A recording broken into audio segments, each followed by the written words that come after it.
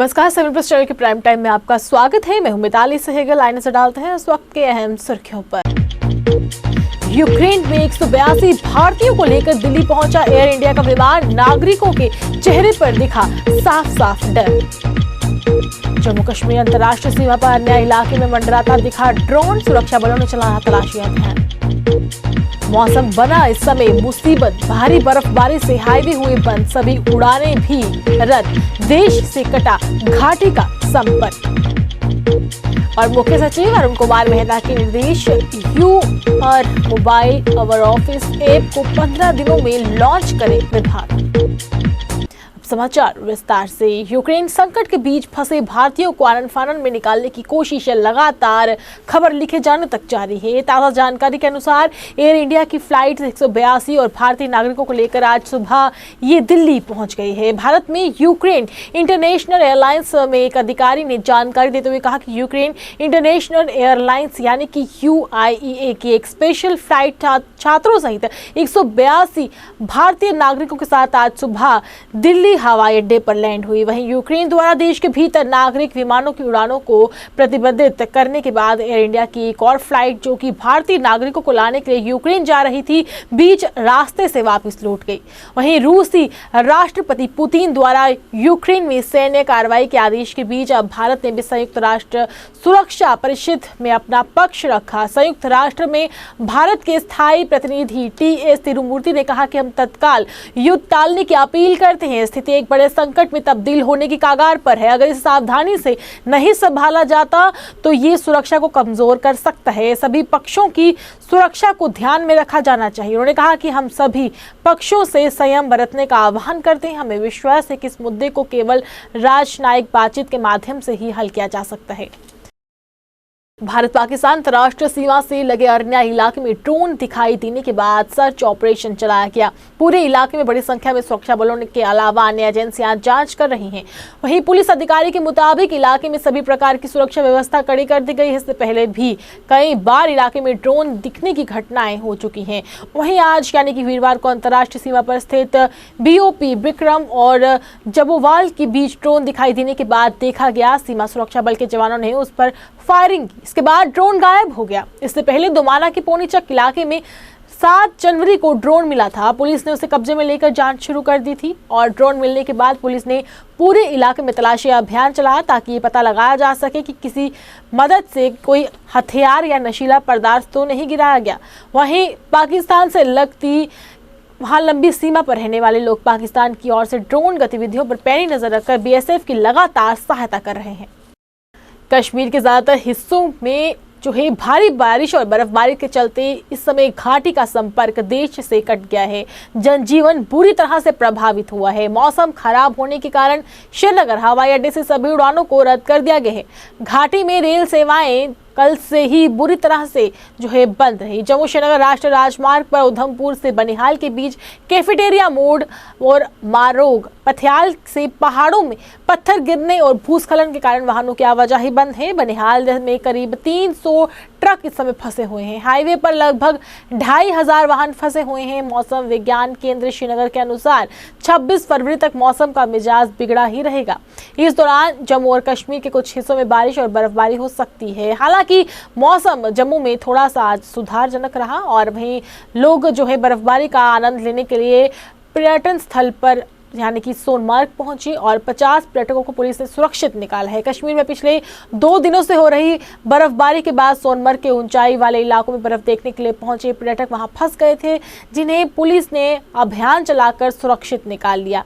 इसी बीच जिला किश्तवाड़ से अनंतनाग के लिए पैदल निकलने वाले वारवान गाँव के 6 लोग बर्फबारी के बीच लापता हो गए। उन्हें ढूंढने के लिए सेना ने विशेष अभियान चलाया हुआ है। अभी तक लापता लोगों का कुछ पता नहीं चल पाया। वहीं जिला किश्तवाड़ के वारवान गांव के दक्षिण कश्मीर के जिला अनंतनाग के लिए पैदल निकले 6 लोग लापता हो गए। आपदा प्रबंधक निदेशक आमिर अली ने इस बात की पुष्टि करते हुए बताया कि लोग घर से अनंतनाग के लिए पैदल निकले थे और मार्गन टॉप पहुंचने पर उन्होंने अपने घर में ये जानकारी दी थी कि वहां पर बहुत बर्फबारी हो रही है। इस बात को 24 घंटों से अधिक समय हो गया है। घर वालों ने जब फोन किया तो किसी से भी बात नहीं हो पाई। ऐसे में उन्होंने सेना को सूचित किया, जिसके बाद उनकी तलाशी के लिए अभियान चलाया हुआ है। मुख्य सचिव अरुण कुमार मेहता ने सभी विभागों से कहा है कि केंद्र शासित प्रदेश डैशबोर्ड बनाने में तेजी लाई जाए और अगले 15 दिनों के भीतर योर मोबाइल और ऑफिस ऐप को शुरू करें। उन्होंने कहा कि इस पोर्टल का मकसद विभिन्न विकास कार्यों गतिविधियों की निगरानी करना है। मुख्य सचिव ने आईटी विभाग के साथ 50 सूचकांक को एकीकृत करके और 140 डाटा पॉइंट को जोड़ें। इसके साथ 50 लाभान्वित योजनाओं को जोड़ा जाए। एक बार पोर्टल पर जाने से लोगों को अहम जानकारियां हासिल हो सके। इससे पहले आईटी विभाग की सचिव परैना पुरी ने डैशबोर्ड बनाए जाने की प्रगति की जानकारी दी। उन्होंने कहा कि योर मोबाइल और ऑफिस ऐप को बनाया जा रहा है और प्रक्रिया अंतिम चरण में है। जल्द ही इसे लॉन्च कर दिया जाएगा। शुरुआत में ये ऐप 5 सेवाएं ऑनलाइन उपलब्ध करवाएगा। ये ऐप और इसका दायरा बढ़ाया जाएगा। मुख्य सचिव ने कहा कि जल्द से जल्द 15 दिन के भीतर सभी विभाग ऐप को लॉन्च करें। अरनिया सेक्टर में सीमा पार से पाकिस्तान की ओर से लगातार नापाक साजिश जारी है। वहीं बुधवार रात भी पाकिस्तान ड्रोन से अंतर्राष्ट्रीय सीमा पर अन्य इलाके में बड़ी संख्या में हथियार गिराए गए। खुफिया इनपुट के बाद सुरक्षा बलों ने हथियार को बरामद कर लिया। इसके बाद बड़ी आतंकी साजिश को साथ ही नाकाम किया गया। वहीं पुलिस अधिकारी ने बताया कि आरएसपुरा के अरनिया सेक्टर में हथियार गिराने के इनपुट के बाद सुरक्षा बलों ने संयुक्त तलाशी अभियान चलाया और इलाके में चप्पे चप्पे को छाना गया। उल्लेखनीय है कि पाकिस्तान लगातार इस तरह की घटनाओं को अंजाम देने में लगा हुआ है और सीमा पार से इस पार बैठे दहशतगर्दों को हथियार उपलब्ध करवाने के लिए इस तरह की साजिशें रच रहा है। नेशनल कॉन्फ्रेंस की तरफ से शेर कश्मीर भवन जम्मू में कार्यक्रम का आयोजन कर पार्टी के पूर्व महासचिव स्वर्गीय शेख नजीर अहमद को उनकी पुण्यतिथि पर श्रद्धांजलि दी गई।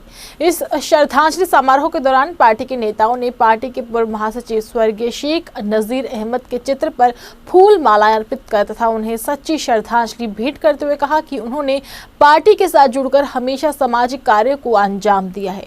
वहीं इस मौके पर पार्टी के संभागीय अध्यक्ष रतन लाल गुप्ता ने कहा कि ऐसे नेताओं की कमी पार्टी के साथ साथ समाज को भी हमेशा खलती रहेगी। जेल के अंदर मैं समझता हूँ शायद अगर पत्थर भी सुने तो वो रो पड़ते। शेख नजीर साहब जब हमारी हुकूमत आई तो उस वक्त उनको शेख साहब ने आसन किया कि आप क्योंकि LLB थे, एडवोकेट थे, सीनियर सिटीजन एडवोकेट थे, माने हुए एडवोकेट थे, उनको कहा कि आप हाई कोर्ट का जज बन जाइए, लेकिन उन्होंने रिफ्यूज किया। उन्होंने हमारे लिए तय किया कि इंसान को सेल्फलेस होना चाहिए। उन्होंने तय किया कि डिसिप्लिन होना चाहिए जिंदगी के अंदर, उस डिसिप्लिन पे चलना चाहिए। उन्होंने अपने लिए एक गोल तय किया था, एक गोल उन्होंने रखा था। वो गोल था लोगों की सेवा करना।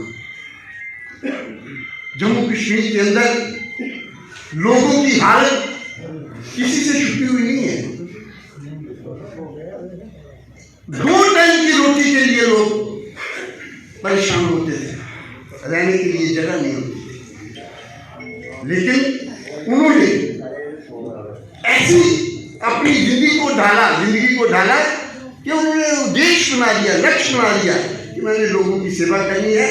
और उसी सेवा की भावना के साथ ही नेशनल कॉन्फ्रेंस की एक पार्टी थी जो उनकी मंजिलों की तरफ बढ़ रही है। आप हमारी हैसियत निकाले, हमारे काम देखें।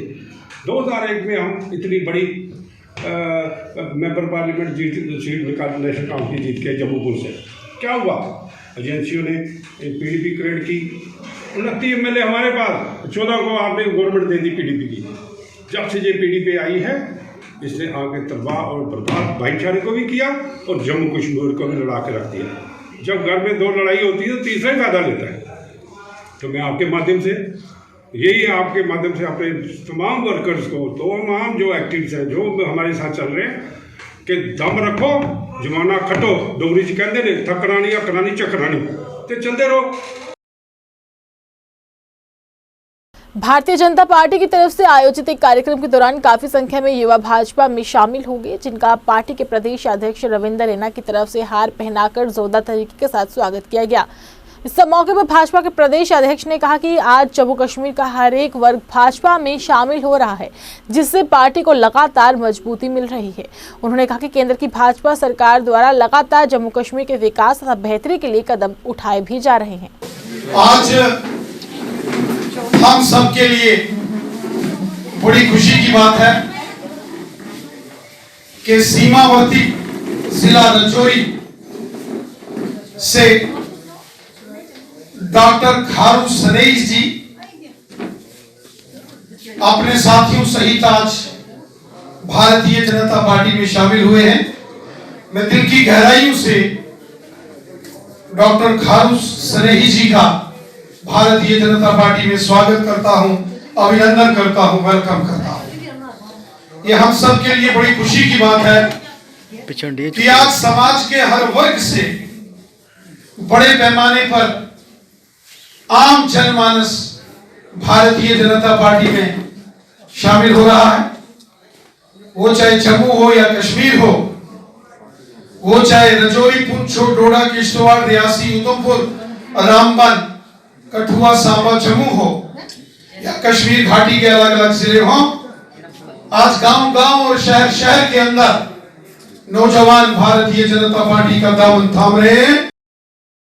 भाजपा ओबीसी मोर्चा की कार्य समिति की बैठक वीरवार को आज त्रिकुटा नगर स्थित पार्टी कार्यालय में आयोजित हुई, जिसमें पार्टी के प्रदेश एवं जिला इकाई के पार्टी नेताओं एवं कार्यकर्ताओं ने भाग लिया। भाजपा ओबीसी मोर्चा के राज्य अध्यक्ष ब्रह्मज्योत सती की अध्यक्षता में आयोजित इस बैठक के दौरान भाजपा के प्रदेश अध्यक्ष रविंद्र रैना मुख्य रूप से मौजूद रहे। इस मौके पर भाजपा के प्रदेश अध्यक्ष ने कहा कि ओबीसी समुदाय हमारे देश की रीढ़ है और हमेशा देश के हित के लिए ही कार्य करती रही है। बहुत बड़ा एक तारीखी फैसला मोदी सरकार करने जा रही है। मैं आप तमाम ओबीसी मोर्चा, जो भारतीय जनता पार्टी का एक बहुत अहम मोर्चा है, मैं आप सब कार्यकर्ताओं से ये निवेदन करता हूं कि आप गांव-गांव, शहर-शहर, पंचायत-पंचायत, वार्ड-वार्ड, घर-घर जाकर ओबीसी समाज को ये पैगाम दे दें कि मोदी सरकार ने आपके साथ इंसाफ करने का फैसला किया। जिंदाबाद, जिंदाबाद, भारतीय जनता पार्टी जिंदाबाद, भारतीय जनता पार्टी जिंदाबाद, मोदी साहब जिंदाबाद, मोदी साहब जिंदाबाद, मोदी साहब जिंदाबाद। ये एक तारीखी फैसला होगा और जो 70 साल यहां ओबीसी कैटेगरी, जिसमें यहां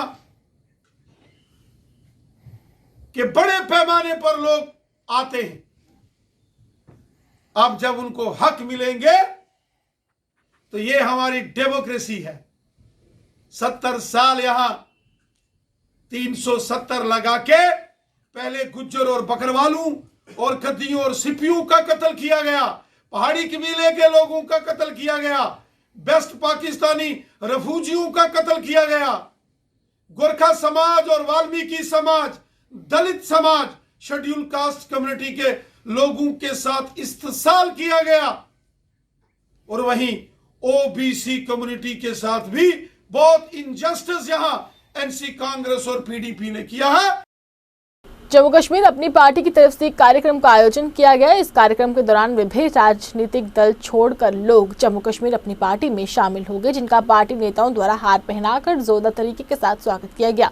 इस मौके पर पार्टी के संभागीय अध्यक्ष पूर्व मंत्री मंजीत सिंह, पूर्व मंत्री गुलाम हसन मीर तथा महिला विंग की राज्य अध्यक्ष नर्मदा शर्मा ने पार्टी में शामिल हुए लोगों का स्वागत किया और कहा कि जम्मू कश्मीर अपनी पार्टी लगातार मजबूत हो रही है और लोग लगातार इस पार्टी में शामिल हो रहे हैं। के साथ जाएं कि आपने और वहाँ एक कारकुन की तरह आपने काम करना है और इसको मजबूत करना है। मैं इसके साथ ही डॉक्टर साहब को दोबारा बधाई देती हूँ कि वो इस पार्टी में शामिल हुए। मैदान में आई, जिस वक्त लोग चाहे जम्मू के थे चाहे कश्मीर के थे, परेशानी में मुब्तला थे, मुसीबत में मुब्तला थे, तसमुपुरसी की हालत में थे, कोई ज़बान लोगों के बारे में खोलना नहीं चाहता।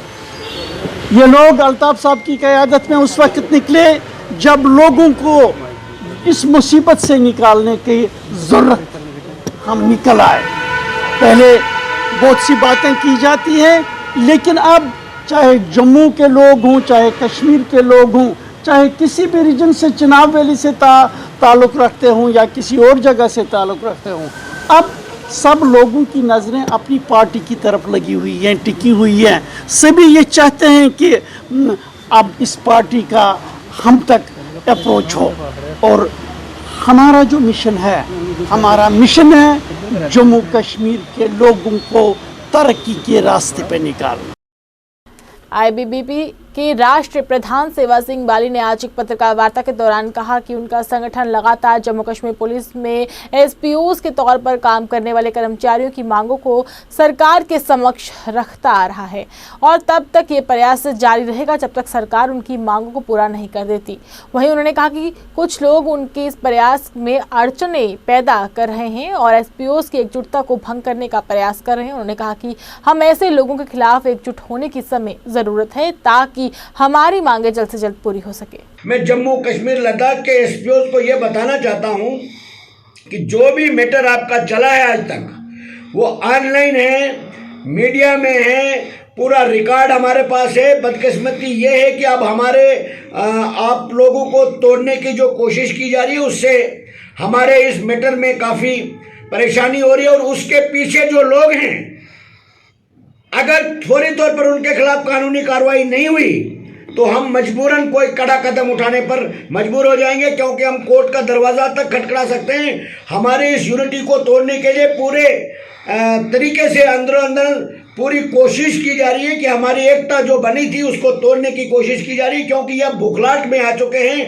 ये लोगों को गुमराह करके हमारा जो काम है हमने सबके सामने किया, सब कुछ हमारे पास रिकॉर्ड है। सुप्रीम कोर्ट से पिटीशन आई एसपीओ की, सुप्रीम कोर्ट के दौर में जब कोई एसपीओ भाइयों ने हमारी मदद की है, सुप्रीम कोर्ट में केस चलना सभी जानते हैं कि वहाँ पैसा लगता है।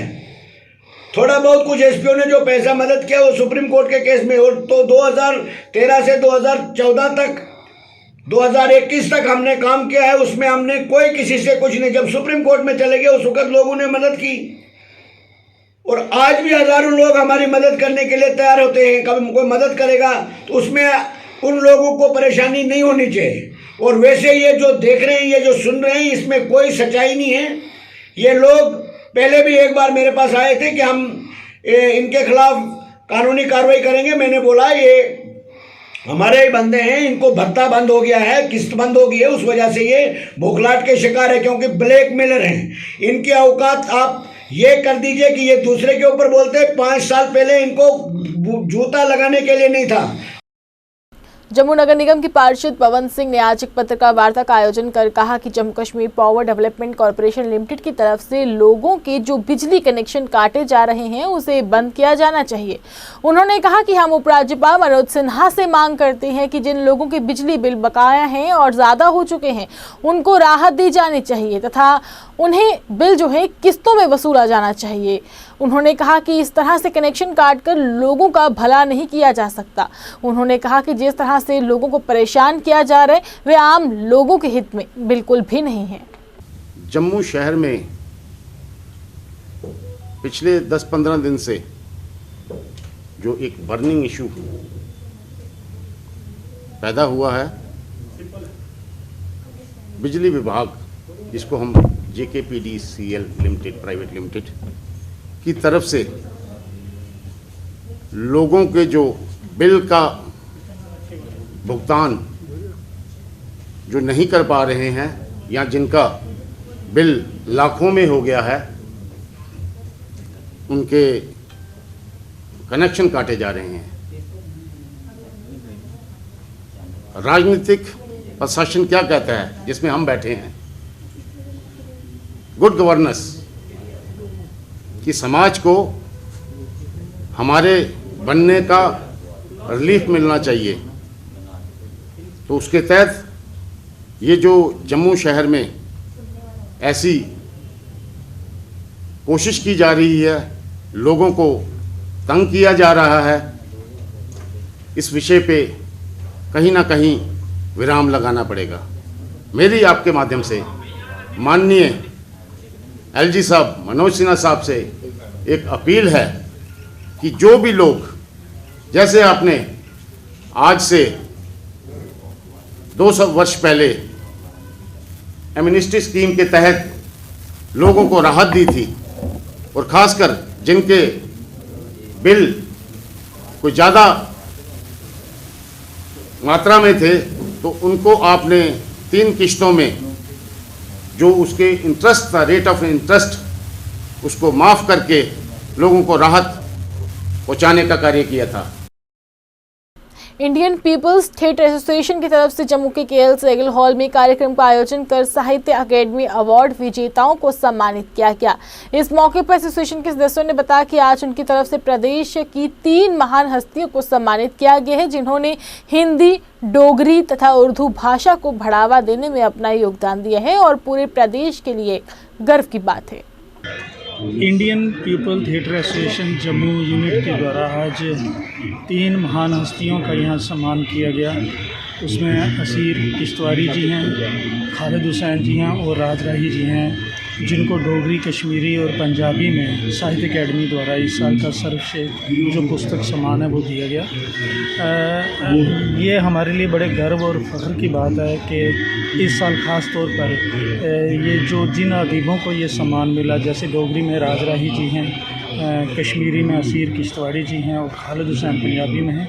ये बड़ी खुशी की बात है कि हमारे जम्मू रीजन के तीनों जो शायर हैं, जिन्होंने दूसरी ज़ुबानों में अपनी अपनी ज़ुबानों में काम किया है, बहुत ज़्यादा कंट्रीब्यूट किया और तकरीबन एक लंबे अरसे से वो अपने मातृभाषा के माध्यम से समाज की, इस खित्ते की और दुनिया की रहनुमाई करते आ रहे हैं। जहाँ तक खालिद हुसैन की बात है तो उसमें आज विशेषता ये है कि हमारे लिए जम्मू कश्मीर के पंजाबी जगत जो है, पंजाबी वर्ल्ड जो है, जम्मू कश्मीर में जितना भी साहित्य रचा गया, ये पहली बार हुआ है कि साहित्य अकेडमी द्वारा जिस पंजाबी शख्सियत को सम्मानित किया गया उसका संबंध जम्मू कश्मीर से था। और इंडियन पीपल्स थिएटर एसोसिएशन जो एक कल्चरल एनजीओ है, ये आज यहाँ जो साहित्य अकेडमी अवार्डी हमारे 3 नॉमिनेट हुए हैं 2022 के लिए, जिनको राष्ट्रपति भवन में 11 मार्च को राष्ट्रपति ये कन्फर कर रहे हैं अवार्ड्स। उनके हौसला अफजाई के लिए उन्होंने ये प्रोग्राम रखा है कि उनको फेलिसिटेट किया जाए। और खुशी की बात यह है कि तीनों लैंग्वेजेस जम्मू कश्मीर की, उर्दू, हिंदी और पंजाबी। जम्मू नगर निगम के मेयर चंद्रमोहन गुप्ता तथा डिप्टी मेयर पूर्णिमा शर्मा ने आज वीरवार को संयुक्त रूप के साथ शहर के बाहरी क्षेत्र चट्ठा के समीप जम्मू नगर निगम की खाली पड़ी भूमि के चारों तरफ 4 दीवारी बनाने के कार्य की शुरुआत करवाई। इस अवसर पर उनके साथ जम्मू नगर निगम के अधिकारी व क्षेत्र के लोग भी मौजूद रहे। इस मौके पर मेयर चंद्रमोहन गुप्ता ने कहा कि उनका प्रयास रहेगा कि जहाँ पर नगर निगम की तरफ से फ्लैट तैयार किए जाएं ताकि प्रदेश के लोगों को इसका लाभ मिल सके। यहाँ चट्ठा में जो हमारी जम्मू म्युनिसिपल कॉरपोरेशन की ज़मीन थी लगभग 58 कनाल, उसको पहले हम लोगों ने तारबंदी करने का काम किया था। 2-3 बार यहाँ अटैम्प्ट किए गए, लोग इंक्रोचमेंट कर रहे थे। जम्मू म्युनिसिपल कॉरपोरेशन हमारी ऑनरेबल कमिश्नर और उनकी पूरी टीम ACR ने बड़ी मेहनत करके इस ज़मीन को फेंस किया था और आज यहाँ पर लगभग 70 लाख का ये 4 द्वारी का काम बाउंड्री कर रहे हैं ताकि पक्का इलाज हो जाए और इस ज़मीन को संभाला जाए। और आने वाले समय में जहां हम मेरा खत मेरी मशीन अभियान के तहत कृषि विभाग जम्मू की तरफ से किसानों को आधुनिक मशीनों के बारे में जागरूक करने के मकसद से नई मशीनों का डेमो किया गया। इस अवसर पर कृषि विभाग के निदेशक के शर्मा मुख्य तौर पर मौजूद रहे। इस मौके पर उन्होंने कहा कि जम्मू प्रदेश के जो किसान खेती के लिए आधुनिक मशीनों का इस्तेमाल करें, इसके लिए कृषि विभाग की तरफ से लगातार प्रयास जारी है। उन्होंने बताया कि विभाग द्वारा किसानों को 50% सब्सिडी पर किसानों को मशीनें भी दी जाएंगी। एग्रीकल्चर को और अच्छा बनाने के लिए महकमा कोशिश कर रहा है कि खेत पे जो मशीन का इस्तेमाल है, मेरा खेत मेरी मशीन, उसको किस तरीके से अच्छा किया जाए ताकि किसानों को अच्छी सी अच्छी मशीनें जो हैं जो खेत पे इस्तेमाल हों, जिससे हमारी प्रोडक्शन बढ़े, प्रोडक्टिविटी बढ़े, टाइम कम लगे, प्रिसीजन लेवल बढ़े और कॉस्ट ऑफ कल्टीवेशन जो है, जो लागत मूल्य है खेती करने का, वो कम कैसे हो। तो उसका एक ही आंसर है, एक ही उसका हमारे पास जवाब आ रहा है कि हम खेत में मशीनों का ज़्यादा से ज़्यादा इस्तेमाल करें। अभी हमारे जम्मू डिवीज़न में जो फार्म पावर इस्तेमाल हो रही है वो कोई 1.75 किलोवाट पर हेक्टेयर के हिसाब से खेत पे मशीनों का इस्तेमाल हो रहा है। नेशनल टारगेट जो है 2.50 किलोवाट पर हेक्टेयर का टारगेट है। हमें उम्मीद है कि इस साल हम 2.50 किलोवाट फार्म पावर का इस्तेमाल इस साल के आखिर तक अचीव कर लेंगे, जो नेशनल टारगेट हैं। इससे जो फ़ायदे होने वाले हैं, हम एक कंपटीशन करवा रहे हैं, जितने भी मैन्युफैक्चरर्स हैं, जितने भी डीलर हैं, वो अपनी अपनी मशीनों का डिस्प्ले करें, अपने रेट जो हैं वो फार्म मशीनरी के पोर्टल पर अपने डीलर को, अपने मैन्युफैक्चरर को रजिस्टर करें। ऑनलाइन तरीके के साथ परीक्षाएं करवाने की मांग को लेकर जम्मू विश्वविद्यालय के विद्यार्थियों का आंदोलन लगातार जारी है और आज भी अपनी कक्षाओं का बहिष्कार करते हुए इन विद्यार्थियों ने जम्मू विश्वविद्यालय प्रबंधक के खिलाफ जोरदार तरीके के साथ प्रदर्शन किया और मांग करते हुए कहा कि उनकी ऑनलाइन तरीके के साथ परीक्षाएं होनी चाहिए। उन्होंने कहा कि पिछले कई दिनों से वो लगातार अपनी मांगों को लेकर विरोध प्रदर्शन कर रहे हैं, लेकिन विश्वविद्यालय प्रशासन द्वारा इस तरफ कोई ध्यान नहीं दिया जा रहा। उन्होंने कहा कि अगर विश्वविद्यालय प्रशासन द्वारा उनकी कोई सुध नहीं ली गई तो आने वाले दिनों में एक बड़ा आंदोलन किया जाएगा, जिसकी जिम्मेदार प्रशासन होगी। चाहिए। हम एक दिन पहले भी यहाँ पे आए थे कि हमें ऑनलाइन एग्जाम चाहिए, तो वीसी सर ने बोला कि अगर जम्मू यूनिवर्सिटी ऑनलाइन एग्जाम्स लेगी तो हम आपके लेंगे। हम जम्मू यूनिवर्सिटी में थोड़ी पढ़ते हैं, हम क्लस्टर के हैं, तो हम जब हम यहाँ 3 दिन से हम बोल रहे हैं तो हमारी मांगे क्यों नहीं पूरी हो रही? लगभग 1 महीने से अपनी मांग लेकर यहाँ पर प्रदर्शन कर रहे हैं और ये मांग करते हैं कि ऑनलाइन एग्जाम्स के पेपर लिए जाए। इनकी क्लासेस ऑनलाइन लगाई गई हैं तो इनके पेपर ऑनलाइन क्यों नहीं लिए जा रहे? जो वाइस चांसलर है क्लस्टर यूनिवर्सिटी का। नई आबकारी नीति के तहत सरकार द्वारा जम्मू संभाग में शराब की नई दुकानें खोले जाने का शिवसेना तथा डोगरा फ्रंट जम्मू कश्मीर में विरोध जताते हुए आज जोरदार तरीके के साथ प्रदर्शन किया गया और सरकार को चेतावनी देते हुए कहा कि अगर जल्द से जल्द सरकार ने अपने इस युवा विरोधी फैसले को वापस नहीं लिया तो संगठन आने वाले दिनों में और भी बड़ा आंदोलन करने पर मजबूर हो जाएगा। प्रदर्शन की अध्यक्षता डोगरा फ्रंट के राज्य प्रधान अशोक गुप्ता कर रहे थे, जबकि इस मौके पर काफी संख्या में फ्रंट के सदस्य मौजूद हैं, जिन्होंने सरकार के इस फैसले का विरोध करते हुए जमकर नारेबाजी की। नीति को लेकर के थोड़ा हल करना यार। शराब नीति के अंदर टोटल 286 दुकान जम्मू कश्मीर के अंदर होंगी, 11 वैली के अंदर, 275 जम्मू के अंदर, और ये जो ठुंजा दुकानें खुल रही हैं नई, इसमें कुंजा जम्मू के अंदर, 7 श्रीनगर के अंदर।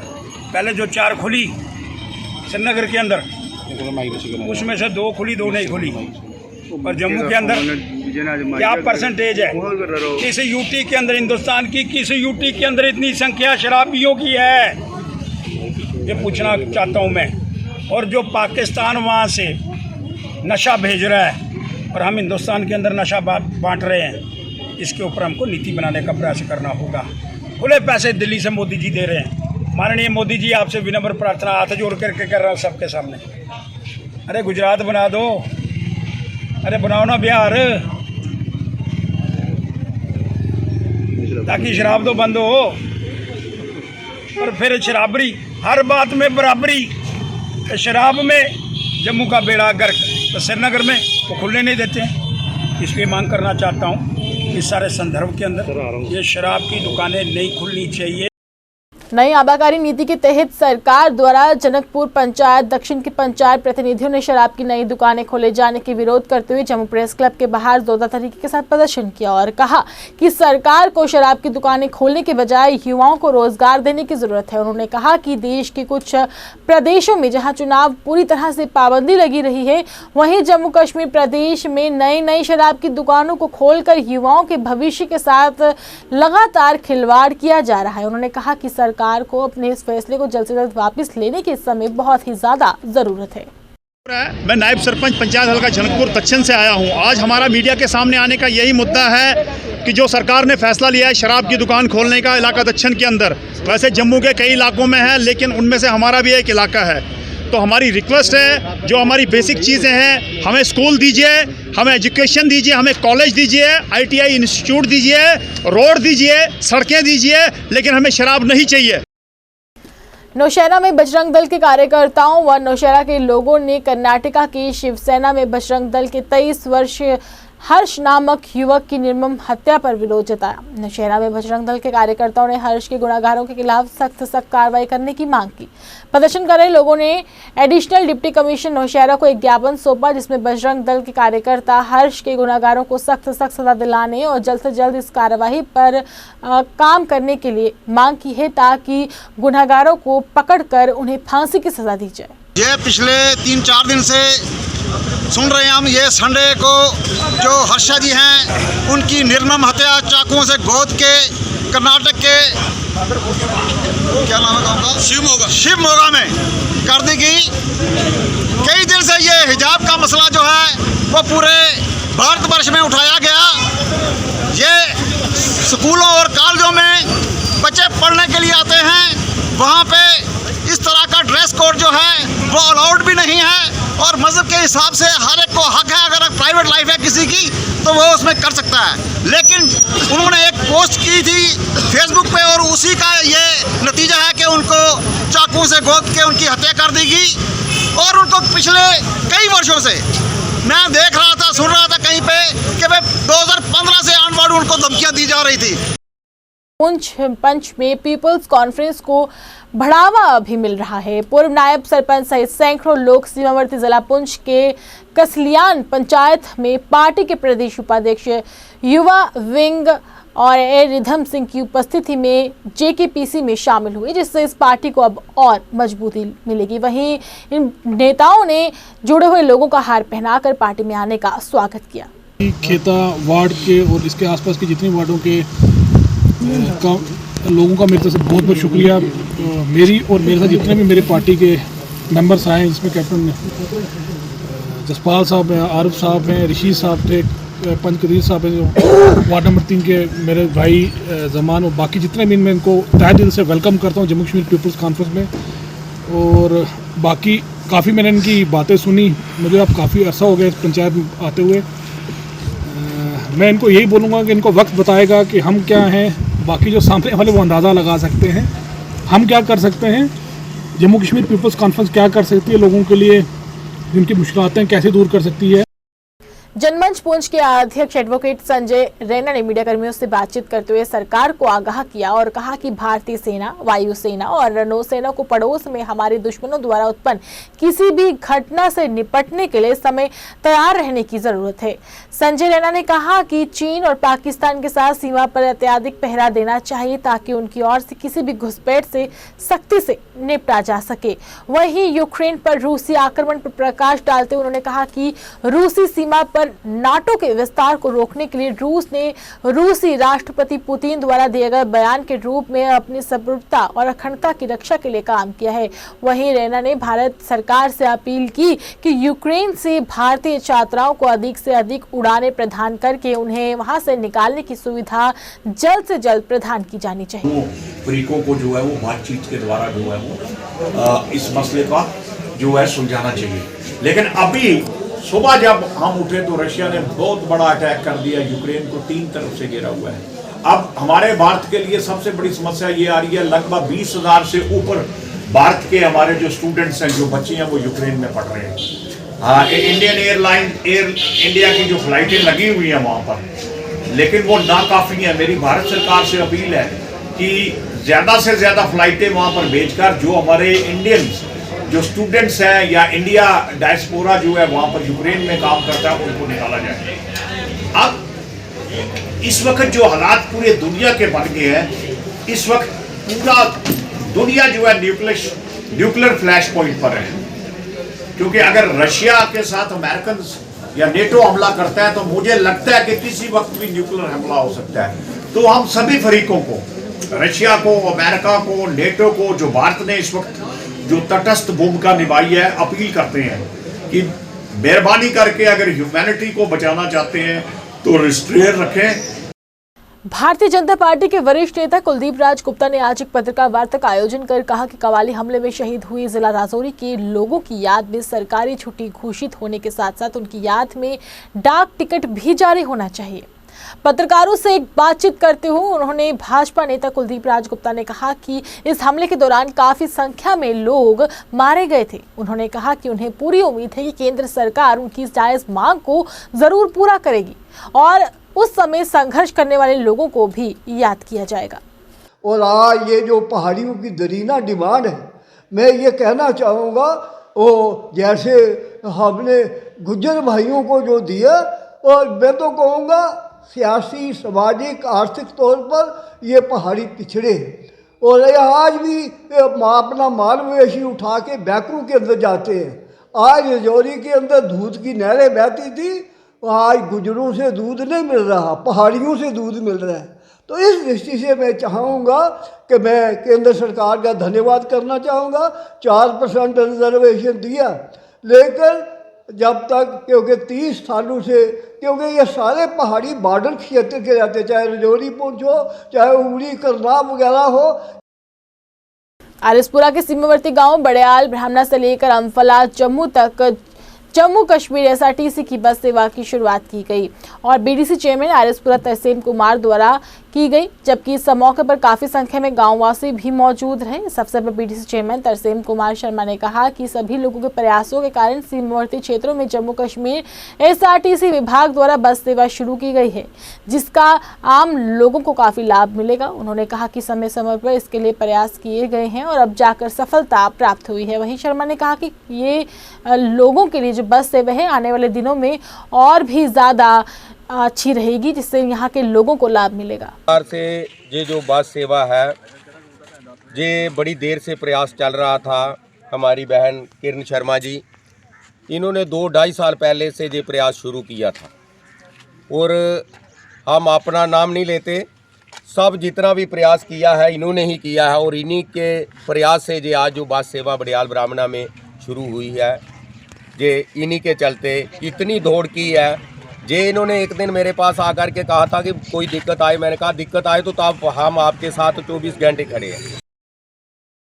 Jammu women credit cooperative limited की तरफ से आरिसपुरा क्षेत्र के गांव कुलिया स्थित कुमार पैलेस में 1 दिवसीय आम बैठक का आयोजन किया गया, जिसमें Jammu women credit cooperative limited की बोर्ड सदस्यों तथा डेलीगेटों ने हिस्सा लिया और बैठक के दौरान जम्मू जो है लोकसभा इलाके के भाजपा सांसद वहां पर जुगल किशोर शर्मा मुख्य अतिथि के रूप में उपस्थित रहे।